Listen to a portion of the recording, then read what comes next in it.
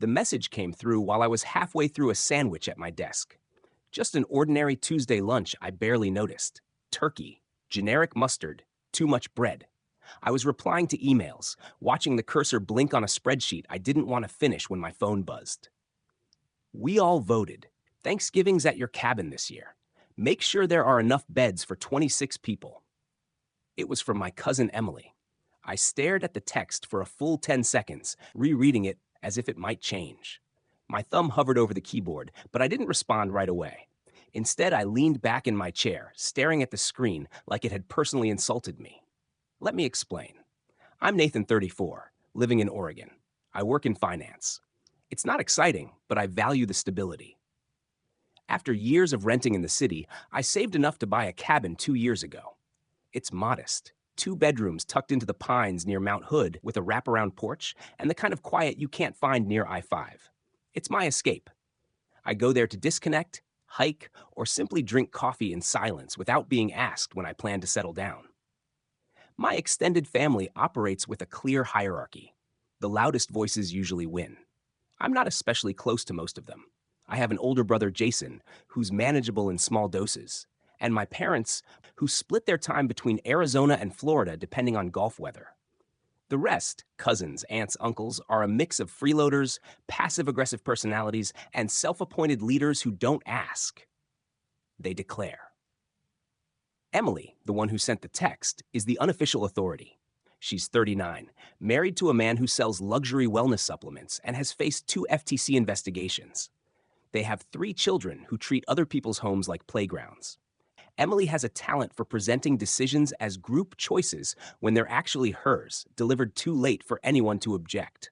This wasn't the first time she'd tried something like this, but it was the boldest. I finally typed, "Absolutely not."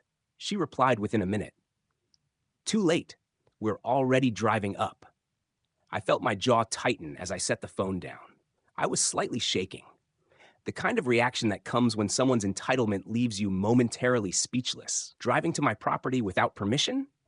I opened the family group chat, which I usually muted. Earlier that week, Emily had suggested a cozy, woodsy Thanksgiving and tagged a few relatives with, "What do you guys think?" A stream of enthusiastic replies followed. Our Aunt Marilyn, her adult kids, and Jason, who likely wanted to avoid hosting. No one had contacted me directly.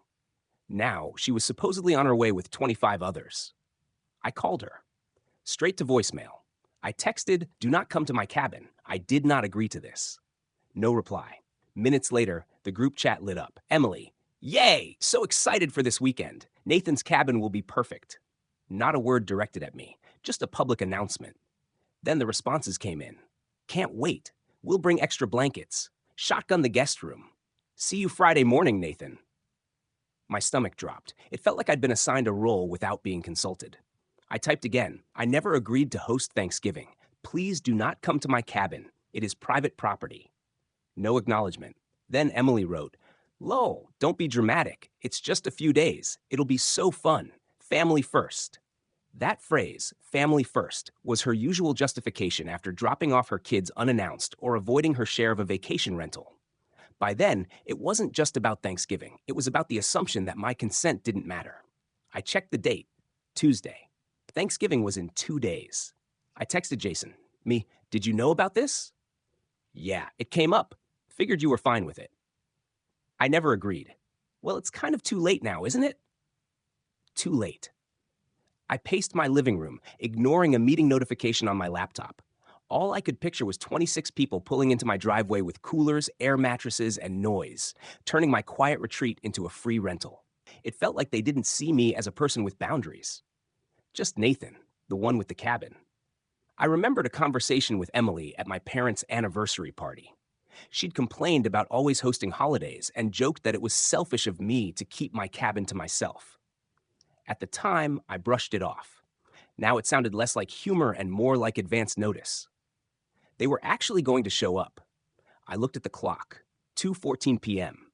If I left immediately, I could reach the cabin before sunset. I grabbed my coat, locked my apartment, and started driving. I had time for one call before losing signal in the mountains. That call would shift everything. By the time I turned onto the gravel road leading to the cabin, the sun was fading behind the trees.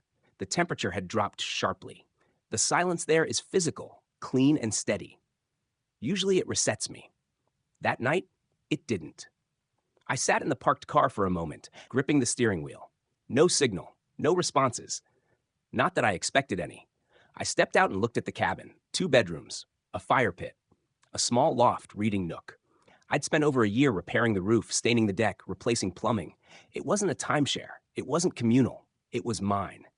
Inside, I checked the pantry. Canned soup, pasta, coffee, whiskey. Not enough for 26 people. I hadn't planned to be here at all. I was supposed to have a quiet dinner with a friend in Portland. Then I heard tires on gravel.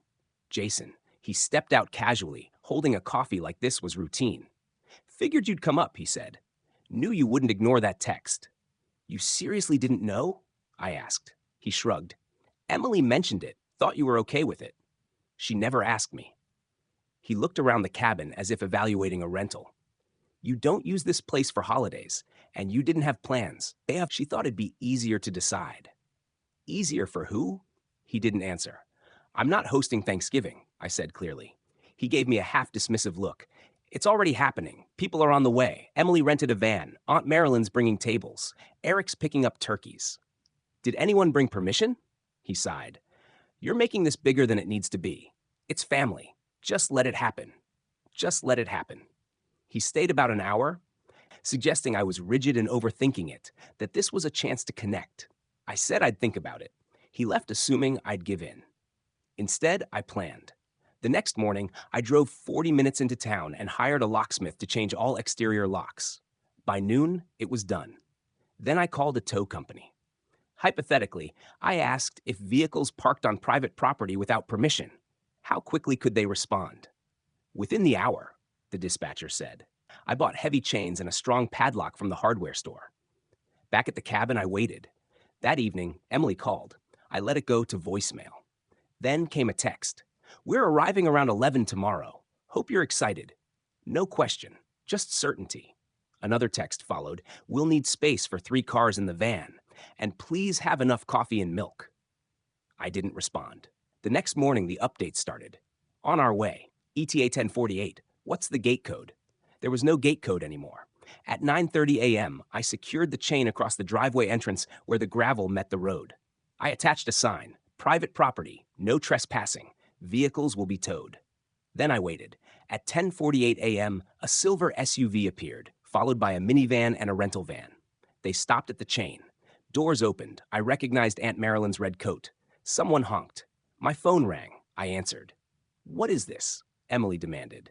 There's a chain across the driveway. I know. Take it down. We're here. No, you're not. Nathan, this isn't funny. We've been driving for hours. You weren't invited. You said absolutely not like you were joking. I meant it. You didn't ask. She scoffed. It's Thanksgiving. You're turning away your entire family? You turned yourselves away. I ended the call. More calls. It unfolded like one of those slow, inevitable moments where you sense as everything is about to collapse and no one can stop it. The tow truck driver worked with calm efficiency, as if he had handled situations like this countless times. He secured the first vehicle, Jason's, while the others protested from the roadside. I watched from the porch with a mix of distance and quiet satisfaction. That feeling didn't last long. My phone began vibrating repeatedly. I turned off Do Not Disturb and let the messages come through. What is wrong with you? Emily, I hope you're proud of yourself. The kids are crying. We drove 4 hours. Nathan, you're dead to this family. Your parents will hear about this. They did. By the time the last vehicle was towed and the gravel dust settled, my mother was calling. My father followed, then my uncle. Each call carried disappointment, criticism, and heavy guilt. My mother's voice shook. We raised you better than this, I answered calmly. You didn't raise me to be a doormat either. That response did not help. I spent the rest of Thanksgiving weekend alone at the cabin. I split wood, walked the trails behind the property, and sat on the deck watching the wind move through the trees. The quiet that once felt comforting now carried weight. Something had shifted, not just in how my family viewed me, but in how I viewed them. The following week, back in the city, my inbox was filled with indirect remarks and group chat threads. I was tagged in memes about ungrateful cousins, passive-aggressive photos of family dinners, and a particularly pointed post from Emily showing a half-eaten pie with the caption, "Missing a few ingredients, like basic human decency." I tried to remain unaffected. I truly did. But being cast as the villain in your own family narrative has a specific sting. Even when you feel justified, it doesn't remove the impact of exclusion and criticism from people who share your history. I had always been on the edge of the family dynamic, never central, never favored. But this was different. This felt like exile. I stopped checking the group chat. I stopped returning calls. Even when Jason attempted a casual reconciliation, "You kind of overreacted, but I get it," I didn't engage. In December, I skipped the family Christmas gathering. I didn't send gifts. I didn't respond to invitations. I stayed at the cabin, lit a fire, and spent the evening reading while snow accumulated outside. It was peaceful. It was also lonely. Not the loneliness of being alone, but the kind that comes from realizing the people who are supposed to understand you simply do not. That winter, something inside me changed. I began visiting the cabin more frequently, not to escape, but to build. I repaired the unstable railing on the back deck, fixed the broken loft window, and added insulation to the basement walls. The work was steady and physical. There was something grounding about it, creating tangible improvements that required no one's approval. In January, I found an unused notebook in a drawer. I began writing. At first, it was simple venting. Over time, it became structured reflection, observations, memories, ideas. One evening, I titled a page, "Things I Never Said." It became 10 pages long. By February, I was journaling daily. It didn't solve everything, but it helped me recognize how long I had tolerated crossed boundaries in the name of being a good son or cousin. It clarified something important. Kindness does not require self-erasure. Around that time, I started therapy, something I had postponed for years. Now, I had both motivation and space to unpack resentment I hadn't realized I was carrying. The early sessions were challenging. I found myself defending my family even while describing their behavior. My therapist, Lena, asked me one day, "Why is it your responsibility to absorb the dysfunction?" I didn't have an answer. Work remained steady, but my approach shifted. I became more focused, more decisive. I stopped defaulting to people-pleasing during meetings. My manager noticed. I was asked to lead a new project. Soon after, I received a quiet promotion. No celebration, just a raise and a new title. I didn't share the news with my family. It felt personal, earned. In the spring, I bought a set of handcrafted kitchen knives I had wanted for years. I learned to cook properly, thoughtful meals, not convenience food. I hosted a small dinner for a colleague, then another for 2 people from my hiking group. The gatherings were calm and intentional, nothing like the loud, obligatory holidays of my childhood. I began to understand the difference between chosen community and inherited obligation. The more I invested in that life, the less I missed the previous one. But family rarely disappears entirely. In late April, a certified letter arrived at my city apartment. The envelope was thick and formal, sent from a law office that had handled my grandfather's estate years earlier. I opened it carefully. My great-uncle Alan, a quiet and somewhat reclusive relative from the coast, had passed away. His estate was unexpectedly complex: land, a house, a trust, and specific personal directives. I was listed as one of the primary beneficiaries. Me, not Jason, not Emily. A meeting was scheduled in 2 weeks. I didn't tell anyone, but something shifted again. Curiosity, yes, but also possibility. Uncle Alan had attended few family events. When he did, he observed more than he spoke. Once he told me, "People show you who they are. You just have to stop interrupting."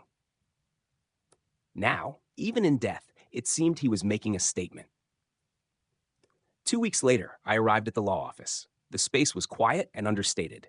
The receptionist led me down a narrow hallway decorated with faded lighthouse paintings and old maritime maps. It felt aligned with Alan's personality, reserved, intentional, uninterested in spectacle. The estate attorney, Walter Kemp, wore a gray 3-piece suit and wireframe glasses. His manner was calm and controlled. I noticed there was only one chair across from his desk. "No other family members?" I asked. "Per Mr. Reynolds' instructions, this meeting is with you alone," Walter replied. I hadn't realized how much I had braced myself for confrontation until that moment. Walter began reading through the will. Most of it was standard legal language. Then he paused. "This section is handwritten," he said. It overrides the standard inheritance structure and is legally binding. Shall I read it? I nodded. He read, "To my great-nephew Nathan, I leave the seaside house and attach trust to you for one reason. You were the only one who visited without wanting something. You never asked for money or treated me as a stepping stone. I observed how you conducted yourself when others assumed I was not watching. You have more integrity in your silence than they have in their noise. Use this property as you wish. Sell it. Keep it. Do with it what you see fit. I am giving it to you because you earned it, not because you demanded it." I sat still. Walter continued. "The property includes 13.4 acres, the residence, and a liquid trust valued at $2.3 million. It is entirely in your name, effective immediately. There are no conditions." The impact came gradually. Shock, then understanding, then something deeper. This was not just inheritance. It was recognition. Over the next week, I remained silent. I signed documents, consulted with a real estate attorney, and toured the property, a weathered, ivy-covered house overlooking the Pacific on a quiet bluff near Cannon Beach. It required renovation, but had strong foundations and the same calm presence as my cabin. I acted methodically.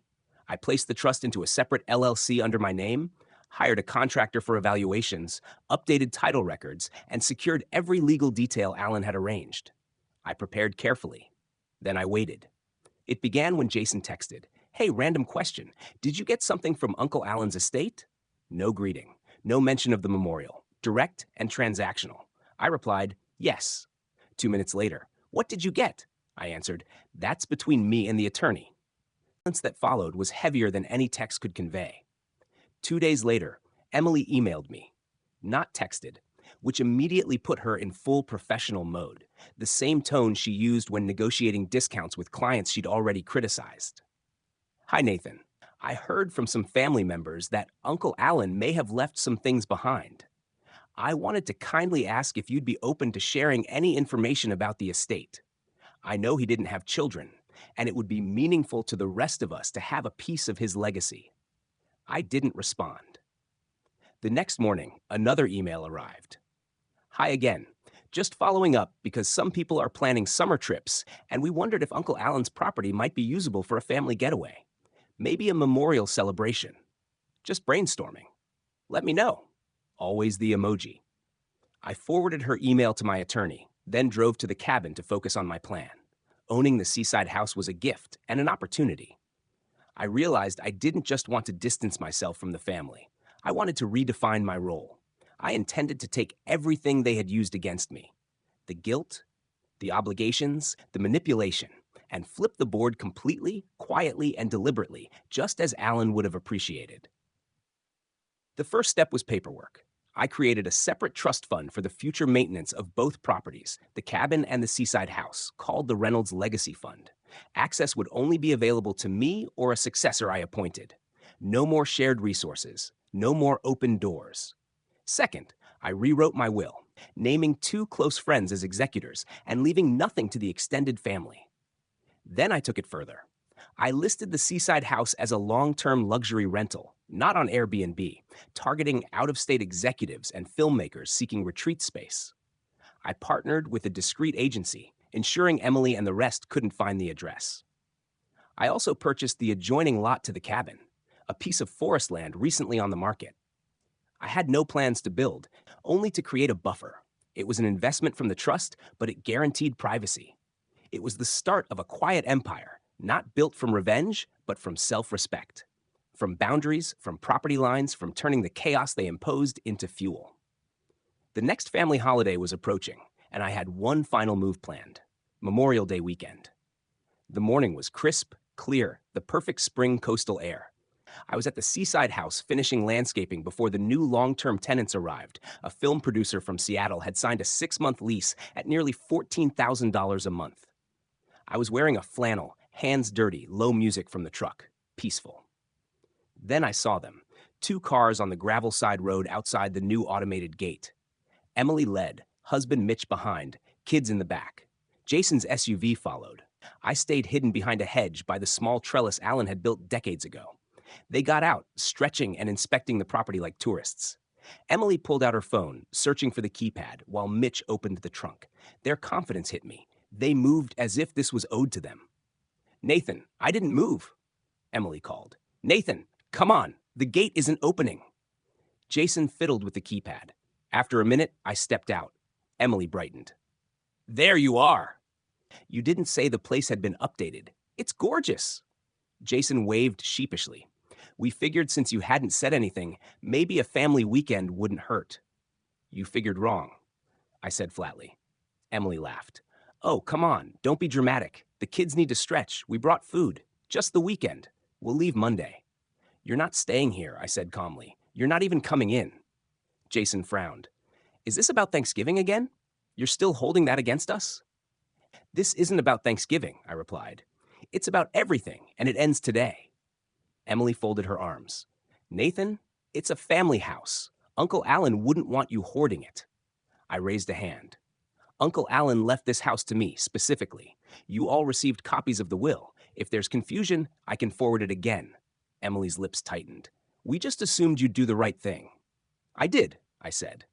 I legally locked the property and listed it with a private agency. It's leased to a high-profile tenant. You're trespassing, and you're being recorded. Mitch spoke up. Are you serious? Jason stepped forward. Nate, come on. Just let us in. You can be mad later. Then the gate keypad clicked, and the intercom buzzed. Hey, is this the Reynolds property? This is Charlie from Vanguard Security. We got a ping from the perimeter camera. Owner said to call in. This is Nathan. It's my family, I said. Do you want us to come up just in case? No need, I replied. They're already leaving. I turned to the group. You don't belong here. And no, you're not getting access to the cabin either.